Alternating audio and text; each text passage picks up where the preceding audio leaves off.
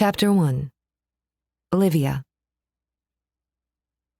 Every morning when I wake up, the first thing I do is listen for trouble. It's a lifelong habit, and today is no different, but all I hear this morning is birdsong. Lots of it. It sounds like a nearby blue jay and a chickadee have an ongoing disagreement. Sitting up, I have to squint against the sunlight streaming through the windows. When I'd moved into this weird little apartment, carved out of the old pump house behind the Guiltmaker Brewery, there'd been a set of faded curtains hanging from the windows. They were so tattered that I'd taken them down and hidden them in an upstairs closet. Often, because I spend so much time alone, I mentally redecorate this place. New curtains, a cute paint job, a shower upgrade, a couch that isn't lumpy. But this place isn't mine to redecorate. I'm only borrowing it. Lyle Guiltmaker, the brewery owner, lets me live here for free. He's not a generous man in my experience, but he likes the idea that I'm always early for work. The downside, I don't have a lease or any kind of job security. He could fire me and evict me in the same breath if he decided to. Still, it's the best deal in town, and I'm determined to practice gratitude. This has been a stressful year. And it's not every day that you find a job where the owner doesn't ask too many questions and also pays you in cash. Lyle's a world-class grump, but nobody's perfect. So I'm counting my blessings as I head for the tiny bathroom, pull back the rust-stained shower curtain, and crank the faucet. And I continue to count them, even though I'm not a morning person, and 7:30 feels stupidly early, and the water doesn't stay hot for long. Less than 20 minutes later, I've got my makeup done, my heels on, and I'm ready to make the short walk to the brewery's office. On my way out, I grab my phone from the charger in the kitchen and take a look at my notifications. And what I see there makes me pull up short. 7 missed calls and a flurry of texts from my cousin. All of them from late last night. Oh no. Even before I read her first text, I know it's going to be bad. Jenny. Where are you? Hell of a time for your stupid phone to die. There's some asshole pounding on my front door and yelling for you. Call me when you get this. Any hour. He's gone now because my crone of a neighbor threatened to call the cops. But we have to talk. I've never seen this guy before, but he's bad news.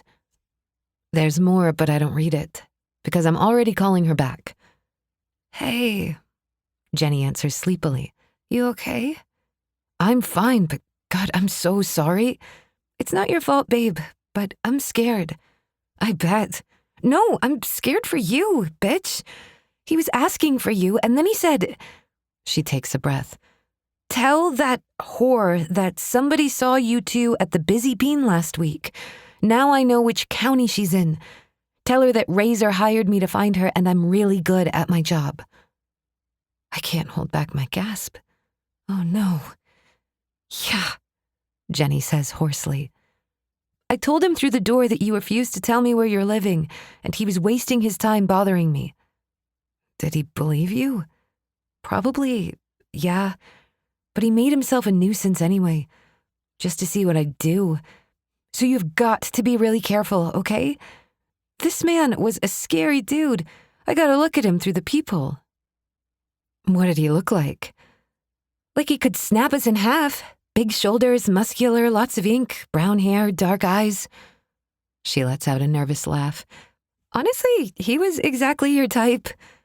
I bristle with resentment, probably because it's true. All the men I've dated look just like that, and it always ends badly. New rule, no men unless they weigh 90 pounds or less. Oh, please, she scoffs. You like 'em big and rough. This is unfortunately true. The worst part, babe, she adds. This means we can't hang out for a while. Oh, shit. My heart dives, but she's right. We'll have to steer clear of each other, even though our rare meetups at bookstores and coffee shops are the only thing keeping me sane. He'll try to follow you. Maybe you need to get out of Vermont for a while. It's a small state. Maybe, I echo. But this is my home, damn it. And disappearing on a tight budget is not as easy as she makes it sound. I'll think about it. Help me spot this guy. What was he riding? Couldn't see the bike, only heard the growl. Damn. Any other distinguishing characteristics? I'll try to remember, but, babe, I gotta get Henry to school. Go, I say immediately. We'll talk later. Watch your back. Chin up. Love you. Don't worry, I'm fine. We hang up, but I'm not actually fine. I'm freaked. My pulse is ragged. My hands are sweaty. Razor strikes again. I was such a fool to get involved with him. And then I was an even bigger fool to think that leaving town would make him forget about me. I've been hiding in Colbury for 10 months, and he hasn't given up. Instead, he's hired a guy to intimidate Jenny and try to find me. My hands shake as I stash my phone in my pocket. This is exactly what I've been worried about. God, I'll never be free of him. I'm extra cautious as I open the door and scan the back lot and the big brick brewery building. It's quiet, though. No cars except for my own. No sounds except the chattering birds. I lock the door to my little apartment. It's just a doorknob lock, though. A child could break it with one sharp twist. And I feel so exposed as I cross the gravel parking lot to the back door of the brew house. I use a different key to let myself inside. There's a cavernous hallway that runs front to back. Today, it feels creepy as my footsteps echo off the tile floor. But it's just my nerves talking. I pace to the front door and try the handle. Locked. I'm the first one to arrive. In ordinary times at the Guiltmaker Brewery, Lyle Guiltmaker himself would be the first on scene. But the man had a massive coronary last month that almost killed him. He's temporarily recovering at a nursing facility where he gets daily antibiotic infusions. Ever since my boss was hospitalized, the brewhouse staff has been showing up for work later and later. And I happen to know that last night was poker night, so they'll be tardy and hungover when they bother to stumble in. I pause at the threshold of Lyle's office and scan the big room. The place feels oddly empty without Lyle behind his desk, barking orders at me before he even says good morning.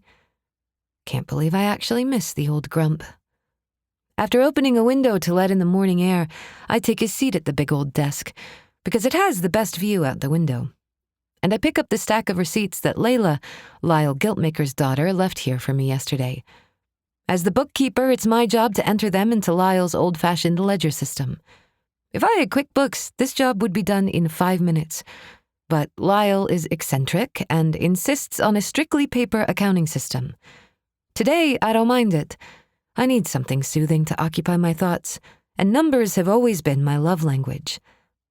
All is well in the land of bookkeeping for half an hour, and then I hear the low growl of an approaching engine. Even before I register it's a motorcycle, I'm on my feet and peering out the window.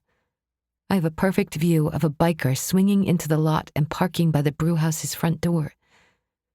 Oh my God. Oh God. I can't see much of his face because of the helmet and mirrored sunglasses, but there's something eerily familiar about the angle of his chin. He's just like Jenny described. Tall, broad shoulders. He's got the cuffs unzipped on his black motorcycle jacket, and I catch a glimpse of heavy ink. I'm a dead girl.